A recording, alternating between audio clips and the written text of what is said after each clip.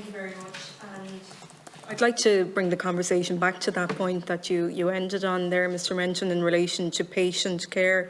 And I think Professor Walsh outlined the position of women who are seeking terminations within St. Vincent's currently. And I think, you know, while we're discussing it here and it can be discussed in very abstract terms, I think you brought it back succinctly to what we're talking about. You're talking about people who are very, very sick and are going through a very traumatic time. And I think the gold standard in patient care that we are trying to achieve for women in Ireland, after historic underinvestment, after historic and multiple traumas on women in this country, we're trying to move away. And I really feel that this plan is a step in that direction. You mentioned in your opening statement, Mr. Menton, that if the freehold was sold, that it would create significant risks to patient care. Could you outline exactly what those risks are? Well, the patient risks are outlined in our fact sheet, and they cover 3 points. One is the need to have seamless, integrated patient care on the same campus as between the new maternity hospital facility and the physical interconnection between that facility and the current university hospital, which allows clinicians like Janice and John and their 248 other colleagues in 50 specialties to very quickly address the needs, and they would be acute medical needs, without reference to anything other than the primacy of the need of the patient, in very simple terms. Maybe, John, you'd like to kind of, on the ground, explain. Well, briefly, Senator, yes. I mean, I think that the benefits of physical integration are obvious, but also the removal of those operational barriers mightn't seem as obvious, but are very important from a clinical perspective. These often cause confusion, unnecessary delays that augment clinical risk. So our goal here is one of being able to offer the whole suite of services that St. Vincent's enjoys on its campus currently, be that interventional radiology, urology, haematology, nephrology, whatever it might be. And this integration component allows us, without fear or favour, to bring the doctor to the patient rather than the patient to the doctor, and to maintain that patient focus, which is what we're all about. Just to be clear, are you saying if that site in the middle of the campus was sold, if the freehold was sold to the state, that there would be an interference of that seamless care? I think it's likely to throw up unforeseen bureaucratic type of issues that would be difficult to circumvent in a timely fashion, and it would be an unnecessary barrier to delivering effective patient care. Okay, thank you. I just want to touch on the mortgage issue again, and some colleagues have already touched on that.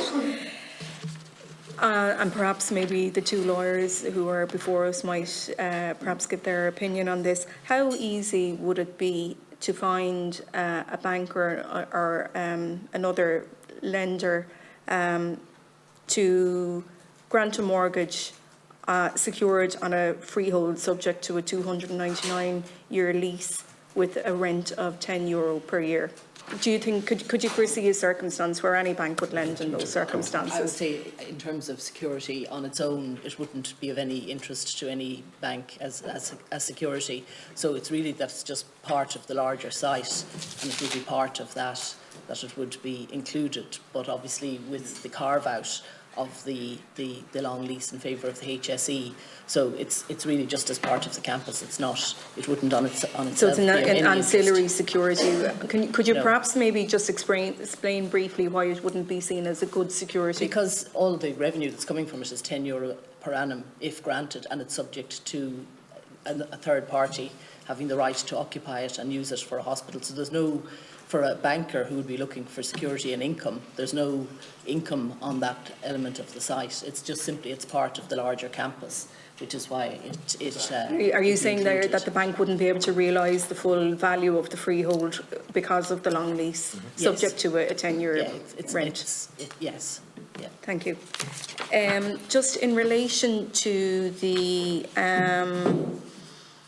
in relation to contraception availability within St. Vincent's currently, is there anything to prevent you or your colleagues, and I've directed to the two clinicians, prescribing contraception for family planning purposes in St Vincent's currently? None whatsoever. Okay, thank you. A lot of commentary has focused around the Minister and a future Minister for Health and what his or her own personal views on issues around family planning, contraception, termination of pregnancy. Is there any way in which a future Minister for Health could interfere via the golden share or otherwise with clinical practice? No is the simple answer, would be my.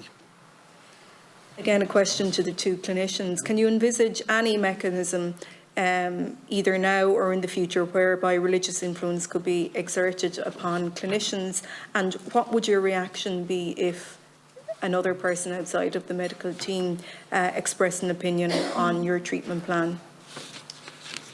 So, I mean, I can state that over the last 11 years I've had no interference with the religious order at all.